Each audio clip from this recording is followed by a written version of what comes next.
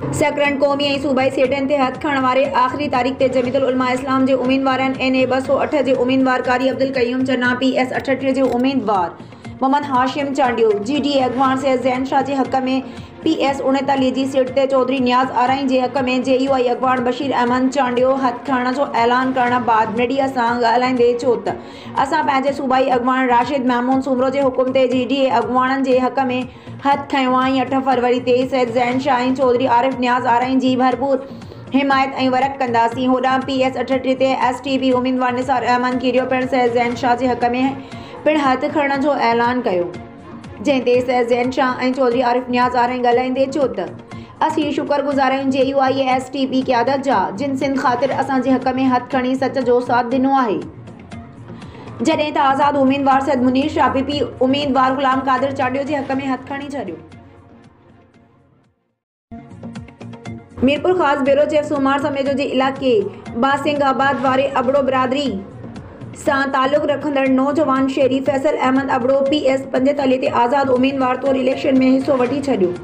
आज़ाद उम्मीदवार फैसल अहमद अबड़ो पंहिंजी बिरादरी समेत मुख़्तलिफ़ बिरादरियुनि जे माण्हुनि सां ऐवान साफ़त मीरपुर ख़ासि पहुची प्रेस कॉन्फ्रेंस कंदे चयो त शहर जे मसइलनि खे नज़र में रखंदे मीरपुर ख़ासि शहर जी बहितरी लाइ कमु करण जे जज़्बे तहत इलेक्शन विढ़ण लाइ मैदान में लथो ऐं उमेद आहे त शहर जी अवाम मूंखे पंहिंजो क़ीमती वोट ॾेई कामयाब करे संदसि ख़िदमत करण लाइ मौक़ो ॾींदी। इन वधीक ॻाल्हाईंदे चयो त मीरपुर ख़ासि शहर में माज़ी जे चूंडियल नुमाइंदनि के बि सुठा कम न कया आहिनि, जंहिं करे तालीम, सिहत, ॿियनि बुनियादी मसइलनि जे हल समेत तरक़ियाती कमनि खां मीरपुर ख़ासि जो अवाम मंझायल रहियो आहे। हिन चयो त इलेक्शन कैंपनि जो बाक़ाइदे अॼु खां आगाज़ करे Matiari report Ghulam Farooq Shah democratic alliance Matiari PS 57 जे उम्मीदवार से जलाल शाह जामोट जे हक़ में ग़ुलाम शबीर अबड़ो ऐं नाना नवीद समोसे जलाल शाह जामोट जे हक़ में PS 57 वारी सीट तां दस्तबरदार थी विया। फाइनल लिस्ट खां पोइ PS 57 ते मुख़्तलिफ़ अॻुवाणनि अॻूणे सूबाई वज़ीर से जलाल शाह जामोट ऐं नून लीग सिंध जे सदर बशीर महमद NA 216 जे उम्मीदवार खे सपोर्ट करण जो अॻुवाणनि ऐलान कयो। तफ़सील मूजिबि अबड़ा हाउस ते PS 57 ऐं NA 216 में मुख़्तलिफ़ सियासी अॻुवाणनि जी प्रेस कॉन्फ्रेंस। PS 57 ते से जलाल शाह जामोट, NA 216 ते नून लीग जे उम्मीदवार बशीर महमद ऐं PS 56 जे उम्मीदवार नसीर महमद जे हक़ में ग़ुलाम शबीर अबड़ो, नाना नवीद समो दस्तबरदार थी विया ऐं हिमायत जो ऐलान कयो। ज़मान जी हिमायत में दस्तबरदार थियो सैयद जलाल शाह जामोट प्रेस कॉन्फ्रेंस कंदे चयो त असांजो कंहिंसां ज़ाती झेड़ो न आहे, मसइलनि जो झेड़ो आहे। PS 57 जी सीट अगरि मटियारी वारनि खे मिले हा त अॼु ही मेड़ा को गॾु न थिए हा। पाकिस्तान हिमायत में दस्तबरदार थींदड़ दोस्तनि जो थोराइतो आहियां, जिन इज़त मां ॾिनो, इंशाअल्लाह हर मसइले ते गॾु आहियूं। नून लीग सिंध जे सदर ऐं NA 216 जे उम्मीदवार बशीर महमद चयो त मटियारी मसइलनि जो ॻण थी चुको आहे।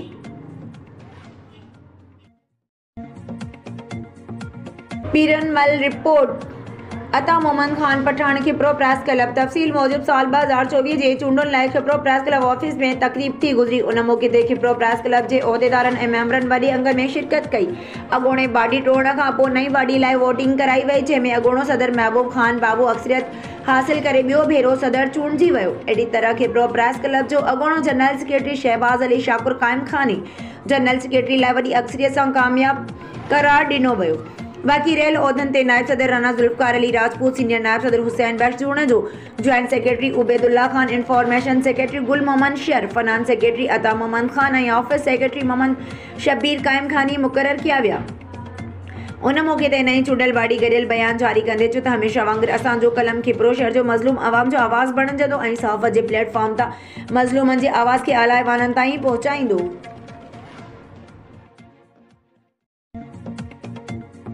मीरपुर ख़ासि पाकिस्तान तहरीक इंसाफ़ मीरपुर ख़ासि ज़िले जे 3 क़ौमुनि ऐं 4 सूबाई असेंबली जे तकनि लाइ टिकेटूं जारी करे छॾियूं।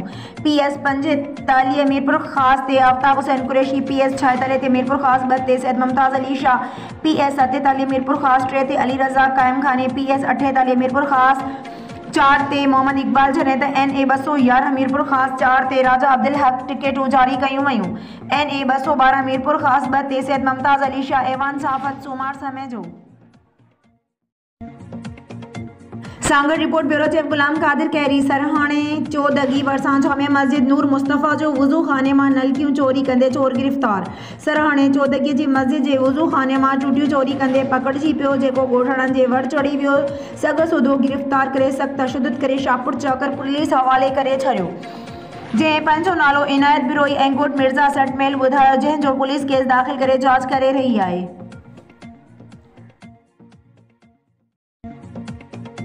Sanghar report bureau chief Ghulam Qadir कैरी सांगड़ कौमी तक NA 209 ऐं सूबाई तक PS 42 ते वेठल आज़ाद उम्मीदवार सैयद नजमुद्दीन शाह खुरासानी समेत मुरीदनि सां गॾिजी दरगाह तलाशाह ते चादर चाढ़े दुआ घुरी पंहिंजी चूंड मुहिम जो आगाज़ कयो। उन मौक़े हिन मीडिया सां ॻाल्हाईंदे चयो त गुज़िरियल 15 सालनि खां अवाम खे कूड़नि ॾटनि खां सवाइ कुझु बि नाहे ॾिनो।